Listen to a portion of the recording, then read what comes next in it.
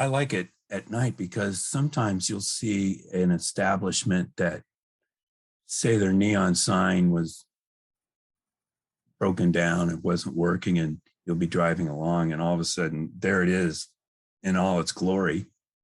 And it's just like finding a piece of candy that you like.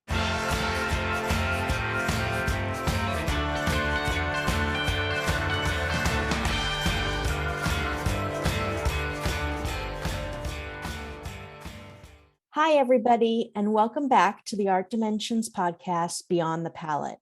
I'm your host, Whitney Rosenson, owner of Art Dimensions in LA. My guest today is Mark Peacock, an exceptional and gritty photographer on the Art Dimensions roster. I'm so excited for our chat today. Before we get into the interview, though, I want to remind you that you can toss me some stars if you'd like on Apple Podcasts, or you can even review Beyond the Palette. Both will definitely help to expand this podcast's reach. And you can do all of this on Apple Podcasts. Okay, now to the show.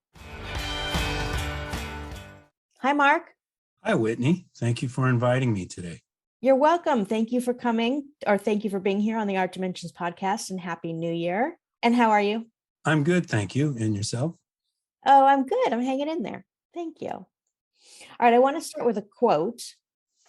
You once stated, "I feel I have the ability to capture a place, a thing, or a historical scene that others miss in their day-to-day lives.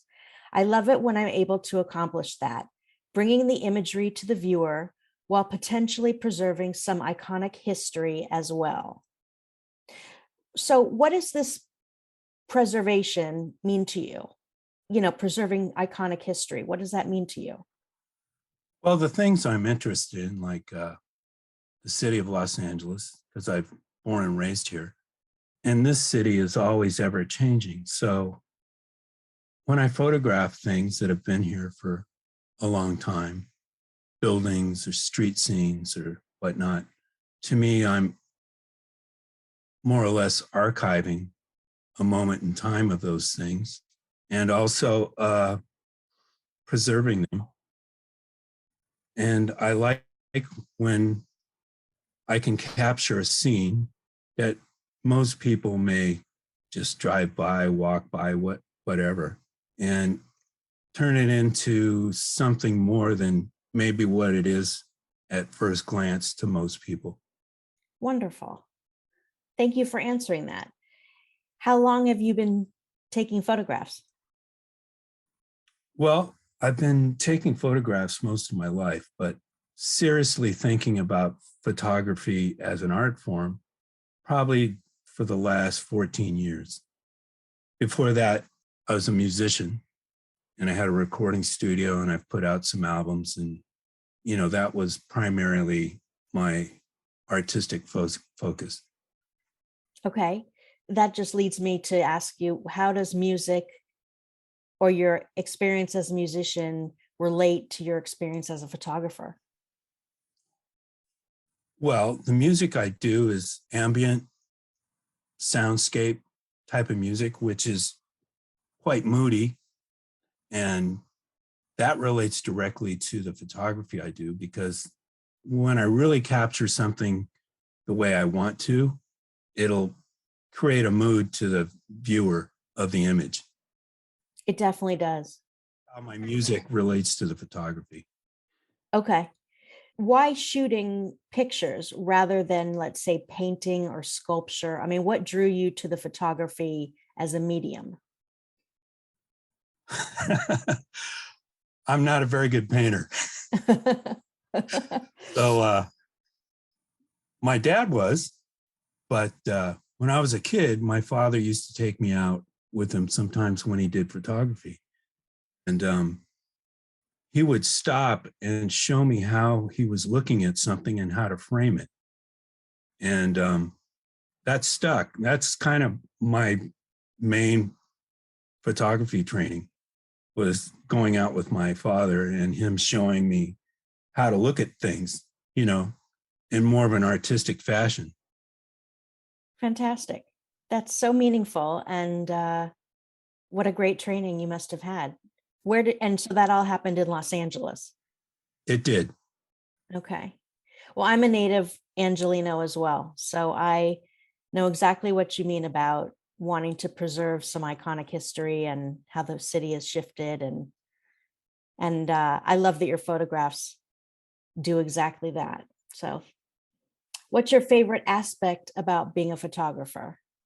To be able to do something by myself, and for me personally, a lot of times that means going out at night and capturing things in more of a film noir style.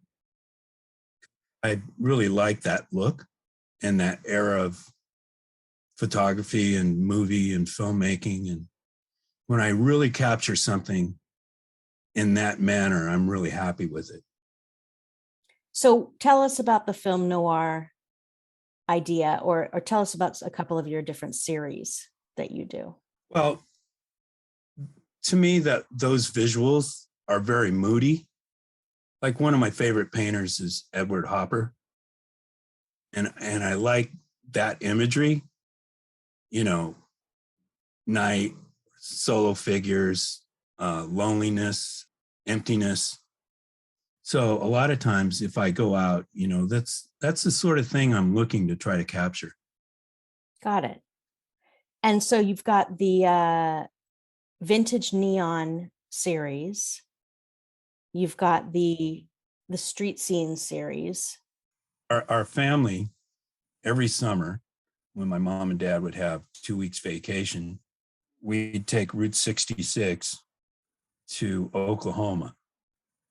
And many times, my father would drive straight from LA to Oklahoma. He wasn't big on stopping and getting a motel.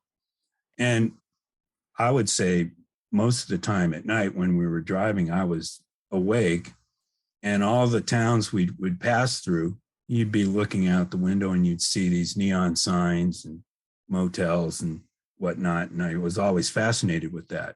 That and back in that era, the roadside Route 66 stops, places would always have kooky things, a snake pit or a big dinosaur, Right, right. it was a cool part of Americana. What's the hardest part about being a photographer? Well, for me, it's quite enjoyable.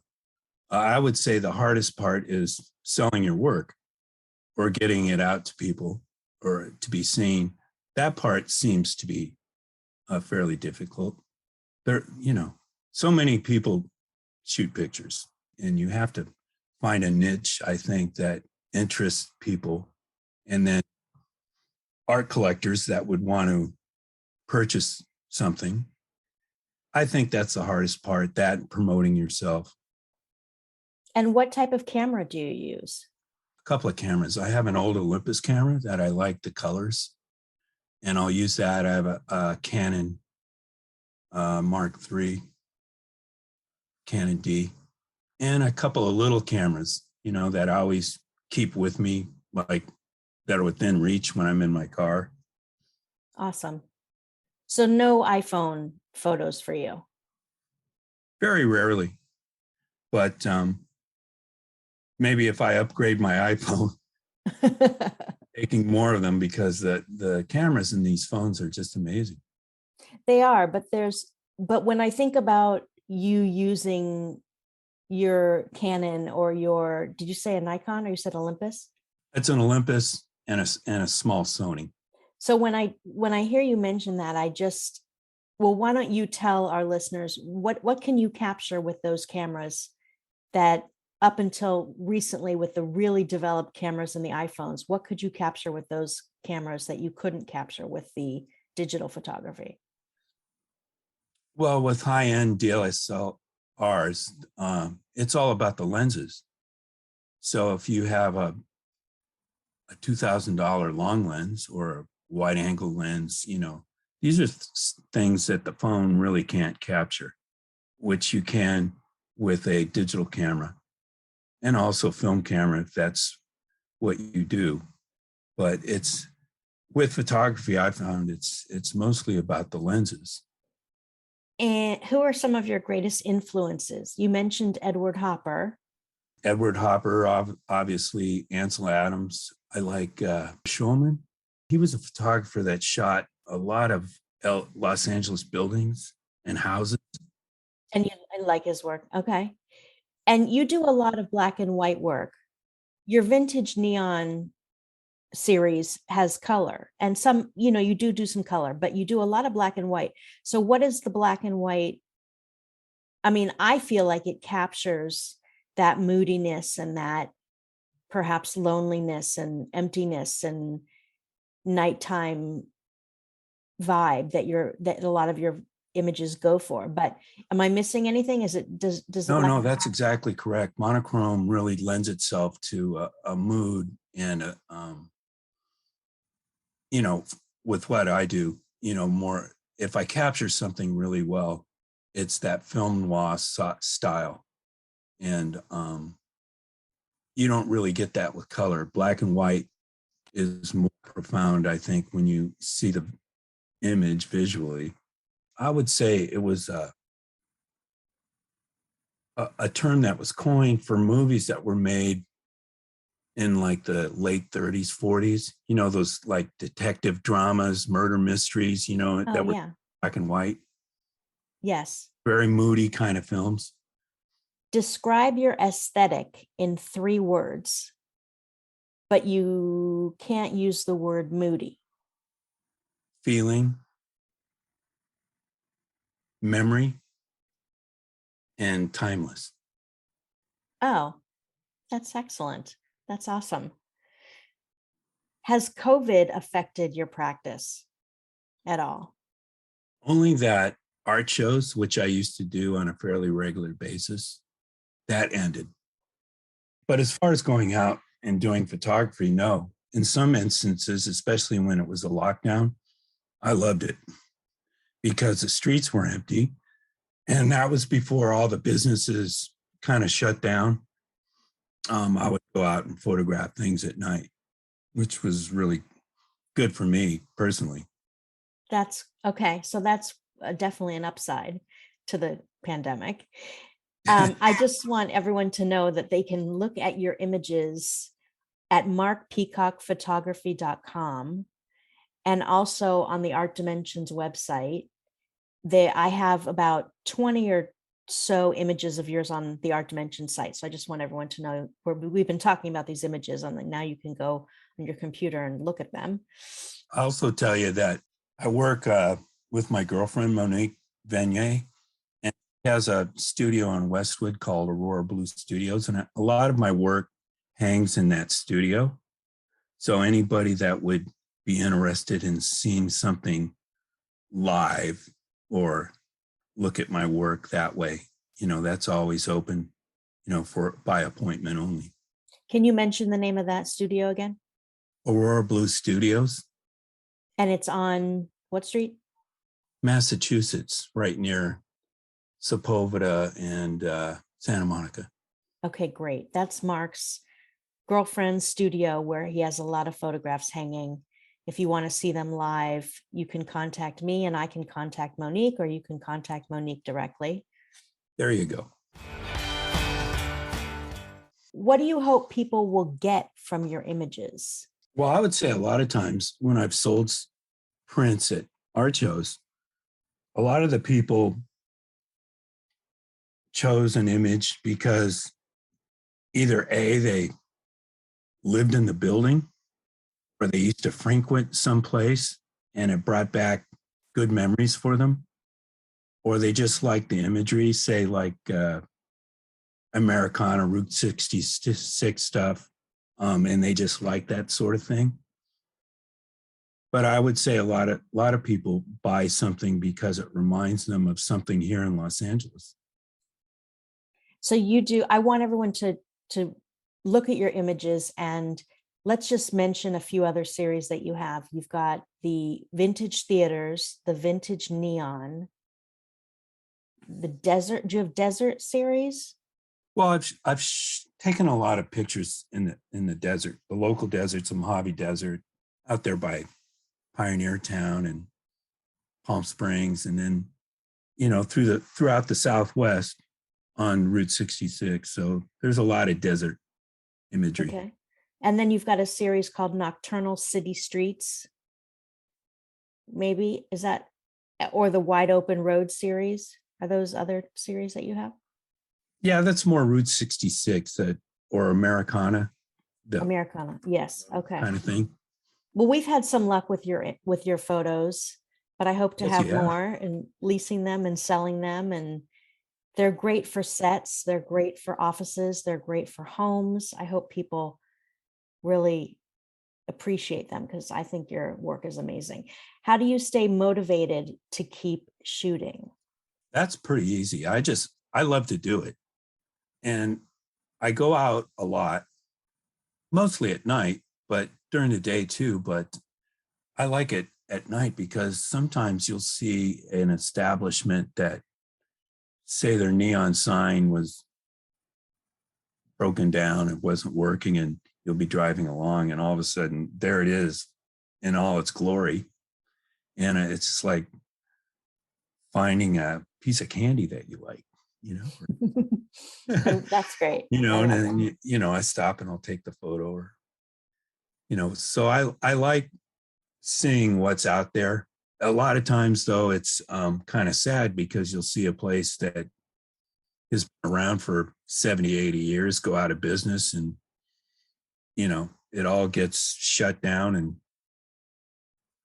they're done, and that you just realize that's another part of the city that's lost. Well, you have a real appreciation for not only history, but historic buildings and signs and, like you said, your aesthetic memory and timelessness. And I really respect that about you. So I want to wrap up a little bit. Do you have any advice for emerging photographers who might be listening to this podcast? I know this cliche is old and tired, but follow your heart. There's a lot of people that like to take photos of people, or maybe it's cars, or maybe it's like what I do, street photography or buildings. There's all different forms of photography, but I think as long as you pursue it and pursue what you feel you like to shoot, that's what you should do. Because then you'll be happy doing it. And life is short. It is. So let's be happy. Mark, thank you so much. This was fun and so interesting. Thank you for being a guest on the podcast today. So it was my pleasure. Oh, that's awesome. Be sure to check out markpeacockphotography.com. And you can check out his images at artdimensionsonline.com. On the homepage, you'll see the word artist in the upper right-hand corner. Click that, scroll down to his thumbnail, and Mark Peacock, click on that, and that'll open up to his page. Thank you so much, listeners. And so to Mark and everyone out there, happy hump day and happy creating.